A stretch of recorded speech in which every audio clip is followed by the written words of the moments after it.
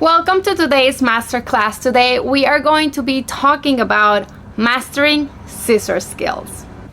All of the information that we are going to be talking through today is available on the scissor skills guide that you have access to download. So go ahead and download it so you can follow along the guide and you can use it as a working tool as you work your child through each of the levels of mastering scissor skills.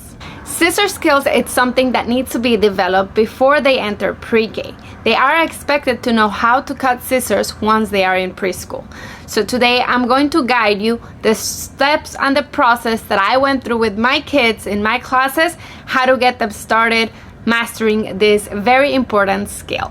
There are a few important skills that kids are working on when they're using scissors. For example, they need to work on eye-hand coordination. They need to be able to see what they're working with and coordinate where they want to cut. Another skill that they're working on is the bilateral coordination. This means both of their hands are working together. One's holding the paper, the other one is cutting. And the last one is hand domination. They need to be able to understand in their brain what they want to accomplish and translate that into your hand so that they can cut. So when should you start using scissor skills, or when should you start introducing your child? I have a little bit different view out there. Some preschools go straight into scissor skills, but I train people before the age of 3 how to get to that level. So what we're going to be talking about are all the different levels and all the different tools that we're going to use to get your child ready for those scissor skills. So even though a lot of the information out there, you're going to learn that scissor skills, it's something they do at 3 years old. I have encountered in my program, they can do it at 2 if we follow the following steps. So let's get started with the different levels of mastering scissor skills. I work on 6 different levels when it comes to mastering your scissor skills. The first level is the dropper tool. This tool right here is going to strengthen your child's hand muscles.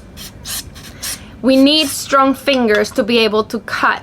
We need coordination in order for them to understand all the different things that happen when you need to cut. You need to hold the paper. You need to direct the scissors in one place. You need to coordinate up and down and not side to side in order to cut. So there's a lot going on when it works with scissors. But the first important thing is we want strong fingers. And for that, I use the dropper tool. We use a lot of activities with the dropper, and this is the first thing that we want to work on. So you can transfer water, you can transfer vinegar into baking soda to make fizzy activities. This is a tool that you can give them for free play in your water table activity to help them encourage that muscle and that coordination between where they're grabbing the water and dropping it on the other side. For level 2, we are going to work with tweezers or tongs, and this is the motion of opening and closing, which is related to opening and closing scissors. So some of the things that you want to provide, and this is a kit from Amazon that I will link below. It has little color coordinated muffin cups, and it has different beads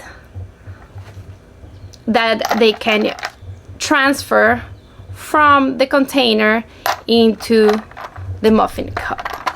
So what they would do is they would use their tweezers to grab the little elements and transfer them into the correct color cup.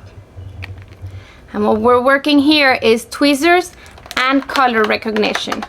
You can also work on moving pom-poms from side to side, or even just different toys that you have around.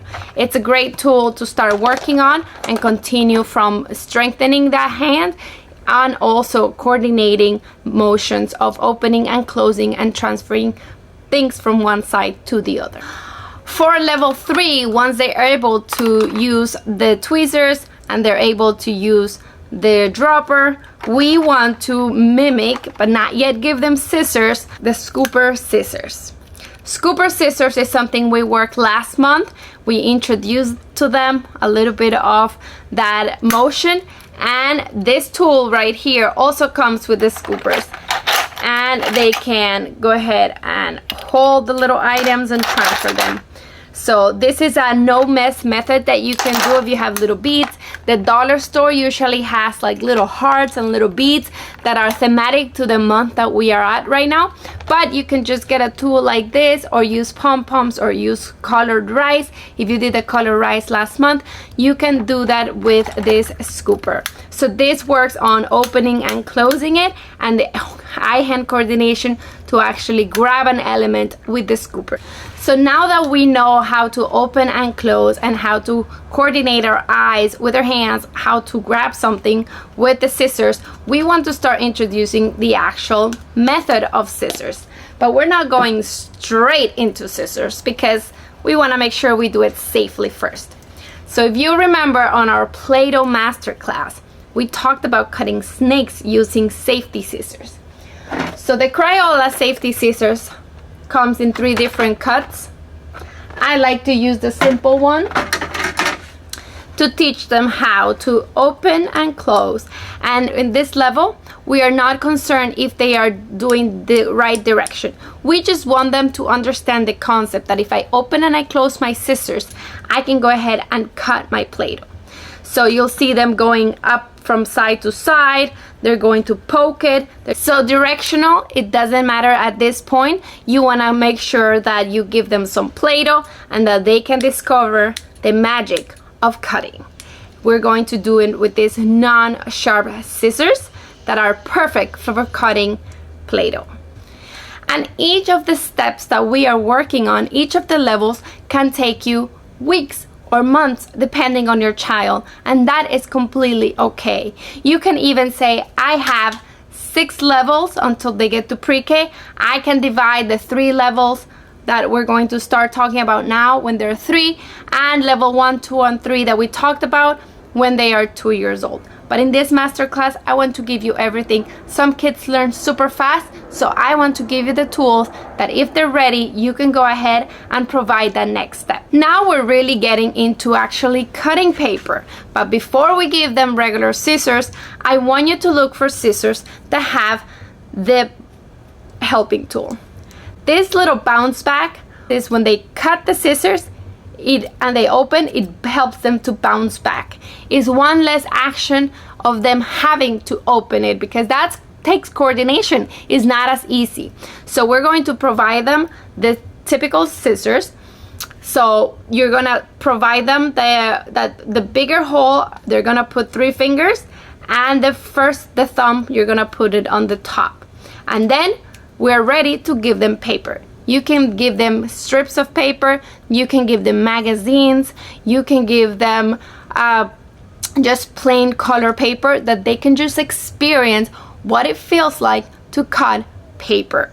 At this point, we want to guide them not only in the right way to hold the scissors, but we also want to hold them in the right way of we don't want to cut sideways or up and down. We want to work on the direction. And I like to say it's the alligator chomp.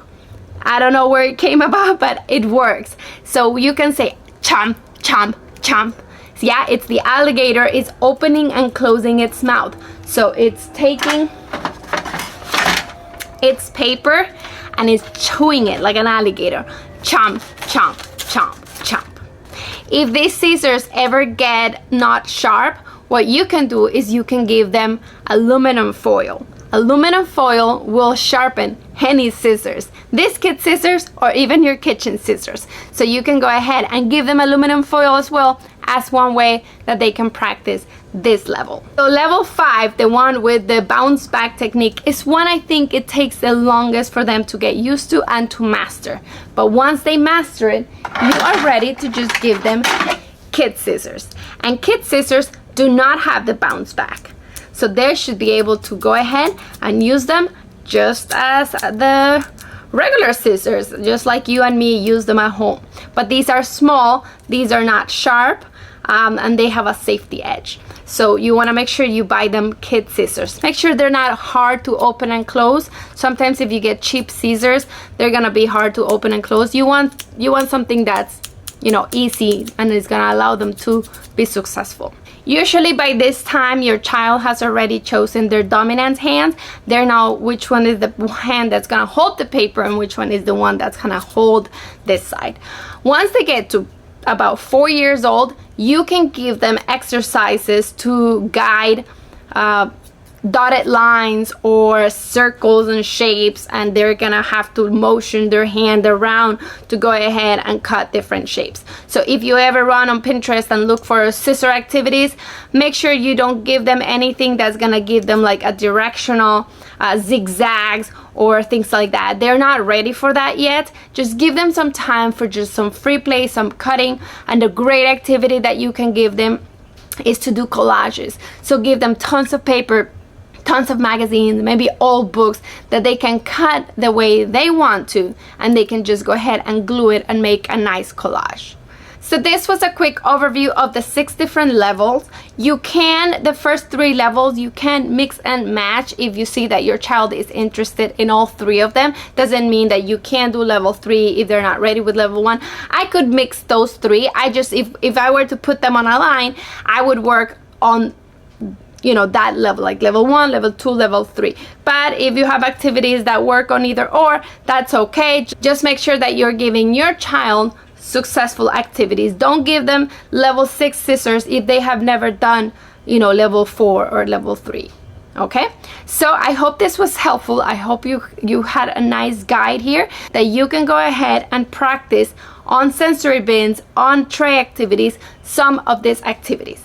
On the download guide, there are some activities that you can do that we talked about and that we didn't talk about for each of the levels, and some great activities that I found online that you can go ahead and set up your child for success using each of these levels. Until then, I'll see you on the next masterclass.